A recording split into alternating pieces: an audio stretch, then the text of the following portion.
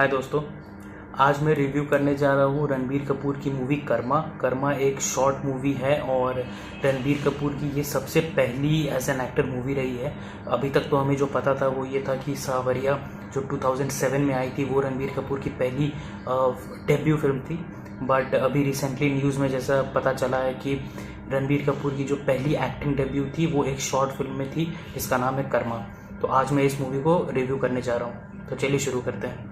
ये जो मूवी है कर्मा, ये दो रीज़न्स की वजह से अभी काफ़ी न्यूज़ में है। सबसे पहली रीज़न तो ये क्योंकि रणबीर कपूर इसमें है और ये कहा जा रहा है कि ये मूवी रणबीर कपूर की सबसे पहली एक्टिंग डेब्यू वाली मूवी थी। और दूसरी बात ये कि ये मूवी ऑस्कर के लिए नॉमिनेट हुई थी। अगर ये मूवी ऑस्कर के लिए नॉमिनेट हुई थी, जैसा कि पहले भी हिंदी मूवीज़ में कुछ मूवीज़ लगान, फिर न्यूटन और गली बॉय वगैरह जैसी मूवीज़ हैं जो ऑस्कर के लिए नॉमिनेशन या फिर ऑस्कर की ऑफिशियल एंट्री गई है इंडिया की तरफ से। तो अगर ये मूवी भी ऑस्कर के लिए नॉमिनेट हुई थी कभी भी, पहले बात तो ये कि ये मूवी 2004 में आई थी, 2004 में बनी थी और रणबीर कपूर की पहली पिक्चर सावरिया 2007 में आई थी। तो अगर 2004 या 5 के आसपास ये मूवी भी अगर ऑस्कर के लिए नॉमिनेट हुई थी तो ये न्यूज़ में क्यों नहीं आई और इतने टाइम बाद अब हम क्यों सुन रहे हैं। तो इसके पीछे का मैं कारण आपको बताता हूँ कि पहली बात तो ये ऑस्कर के लिए नहीं गई थी, ये मूवी स्टूडेंट ऑस्कर में सेलेक्ट हुई थी। स्टूडेंट ऑस्कर जो है वो एकेडमी अवार्ड्स जो है उसका ही एक डिवीज़न है। स्टूडेंट ऑस्कर में क्या होता है कि पूरी दुनिया में जितने भी फिल्म ग्रेजुएट्स होते हैं वो अपनी फाइनल ईयर की मूवी वगैरह जो होती है उनको सबमिट करते हैं और ये स्टूडेंट लेवल की ऑस्कर होती है। तो इस स्टूडेंट ऑस्कर में ये रणबीर कपूर की मूवी जो कर्मा है वो सेलेक्ट हुई थी। कर्मा मूवी जो है वो डायरेक्ट की है अभय चोपड़ा ने। Abhay Chopra is the grandson of mister B R Chopra. अगर आपको मिस्टर बी आर चोपड़ा की बॉडी ऑफ वर्क के बारे में ज़्यादा नहीं पता है तो आप ये समझ लीजिए कि बचपन में जो रामायण और महाभारत आप देखते थे वो मिस्टर बी आर चोपड़ा ने ही प्रोड्यूस की है। अभय चोपड़ा की आखिरी हिंदी फिल्म जो अभी तक आई थी वो है इत्तेफाक, जो 2017 में रिलीज़ हुई थी, जिसमें कि मेन कैरेक्टर्स थे सिद्धार्थ मल्होत्रा, सोनाक्षी सिन्हा और अक्षय खन्ना। बात करते हैं मूवी के कास्ट के बारे में। मूवी जैसे कि एक छोटी मूवी है, 26 मिनट की मूवी जो कि यूट्यूब पे भी अवेलेबल है, तो कोई बहुत बड़ी लंबी चौड़ी कास्ट नहीं है। इसमें सिर्फ दो मेन कैरेक्टर्स हैं, एक है रणबीर कपूर और दूसरा उनके फादर का रोल प्ले कर रहे हैं शरद सक्सेना, जो कि इस मूवी में एक जेलर भी हैं। अब बात करते हैं मूवी के प्लॉट के बारे में। मूवी का प्लॉट बेसिकली है कि जो शरद सक्सेना होते हैं वो एक जेलर होते हैं और वो पिछले 25 सालों से कैदियों को फांसी की सज़ा दिलवा रहे होते हैं। बट उनकी लाइफ अचानक से एक दिन बदल जाती है जब उन्हें पता चलता है कि अगला जो कैदी है जिसे कैपिटल पनिशमेंट देनी है वो उनका खुद का बेटा है। ये बेसिकली मूवी की पूरी प्लॉट है। तो एंड में क्या होता है, क्या वो अपने बेटे को कैपिटल पनिशमेंट दिलवा पाते हैं या फिर अपने बेटे को किसी तरह बचा लेते हैं। ये मूवी की एंडिंग है। बात करते हैं उन चीज़ों के बारे में जो मुझे पसंद आई है इस पिक्चर में। बेसिकली दो चीज़ें हैं जो इस पिक्चर में मुझे, छोटी सी जो शॉर्ट मूवी है, मुझे पसंद आई है। सबसे पहला मिस्टर शरद सक्सेना का जो कैरेक्टर है और उनकी जो एक्टिंग है। ये मूवी ऐसे मार्केट की जा रही है रणबीर कपूर के नाम पर, बट रणबीर कपूर का एक kind of a secondary role है।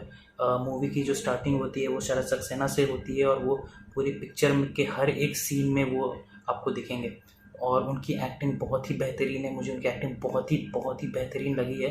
मतलब मैं तो ये एक्सपेक्ट कर रहा हूँ कि लोग जब इस मूवी को देखें तो न्यूज़ और मीडिया शरद सक्सेना की एक्टिंग के बारे में भी थोड़ा लिखे इस मूवी में।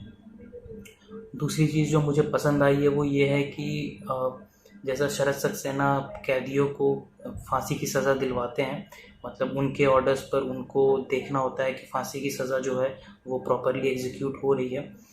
ये बेसिकली पीछे का एक मतलब थिन बैकड्रॉप है एक मूवी का। एक सीन जो मुझे बहुत अच्छी लगी है वो इस पिक्चर में वो ये है कि शरद सक्सेना को एक दूसरे जेल का जेलर बना दिया जाता है। तो पहले दिन जब वो जाते हैं उस जेल में, उनके आगे 4-5 कैदी रहते हैं और उन 4-5 कैदियों को कैपिटल पनिशमेंट, फांसी की सज़ा होने वाली होती है।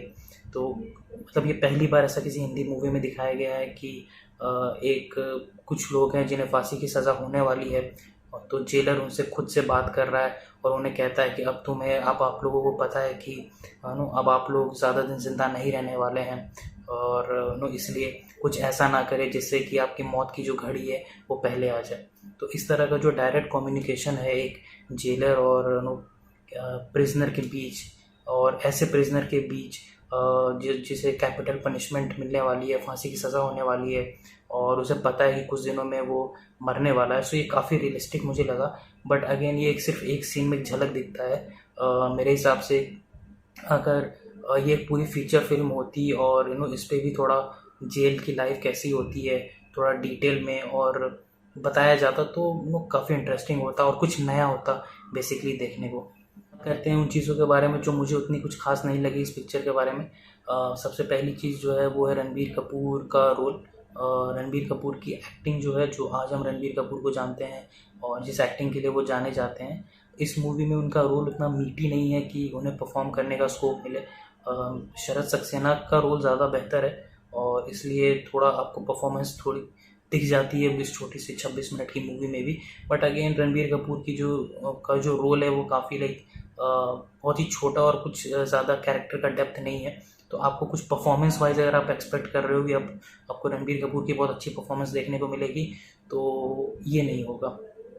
और दूसरी बात जो मुझे नहीं अच्छी लगी मूवी के बारे में वो ये है कि जब मिस्टर शरद सक्सेना को पता चलता है कि उनका खुद का बेटा है इस जेल में और अगला फांसी की सज़ा जो है वो उसे मिलने वाली है, तो फादर और सन के बीच का रिलेशनशिप बैकग्राउंड में क्या रहा था पहले, ये अगर उनका बेटा अचानक से जेल में आ गया है तो इतने टाइम तक वो कहाँ था और इन दोनों के बीच अगर बात नहीं हुई तो क्यों नहीं हुई है, इन सब चीज़ों के बारे में कुछ नहीं बताया गया है। सिर्फ एक सीन है जहाँ पर शरद सक्सेना एक लेटर पढ़ रहे होते हैं, वो बेसिकली कोई प्राइवेट इन्वेस्टिगेटर की तरफ से होगा जिसमें वो बताता है कि शरद सक्सेना ने किसी को ये रिस्पॉन्सिबिलिटी दी थी कि वो पता करे कि उनका बेटा कहाँ है। तो 2 साल पहले वो पता कर पाया था और उस लेटर में वो बस उतना ही एक एड्रेस देता है और वो बताता है कि उस एड्रेस पर आपका बेटा था बट अब वो वहाँ नहीं रहता है और उसके साथ एक फ़ोटो मिलती है बस। सो यही है फादर सन के रिलेशनशिप के बारे में। तो पूरी पिक्चर में आप सोचते रहोगे कि अगर ये दोनों एक अब मिल रहे हैं तो इससे पहले इन दोनों के पीछे की बैक स्टोरी क्या थी, क्यों नहीं इतने टाइम से मिले, और अब अचानक से मूवी में फादर सन का इमोशन उमड़ पड़ता है। सो ये थोड़ा डाइजेस्ट करना मेरे लिए थोड़ा सा मुश्किल था। तो ऑल एंड ऑल अगर आप मूवी देखना चाहते हैं तो मैं आपको कहूँगा कि आप मूवी देख सकते हैं, क्योंकि पहली बात तो ये 26 मिनट की छोटी सी पिक्चर है, दूसरी आपको इसमें रणबीर कपूर को देखने का मौका मिलेगा और तीसरी आपको शरद सक्सेना की बहुत बेहतरीन एक्टिंग देखने को मिलेगी। और इसके बाद भी अगर आपका मन नहीं भरता है, जो मुझे लगता है जैसा होगा, तो मैं सजेस्ट करूँगा कि आप अभय चोपड़ा की इत्तेफाक देखें, जो कि बहुत ही बेहतरीन मिस्ट्री थ्रिलर है। सो ये था आज का वीडियो। अगर आपको ये वीडियो थोड़ा सा भी इंफॉर्मेटिव लगा है तो आप इस वीडियो को लाइक और शेयर करें और मुझे मेरे चैनल को ग्रो करने में हेल्प करें by clicking on the subscribe button. Thank you.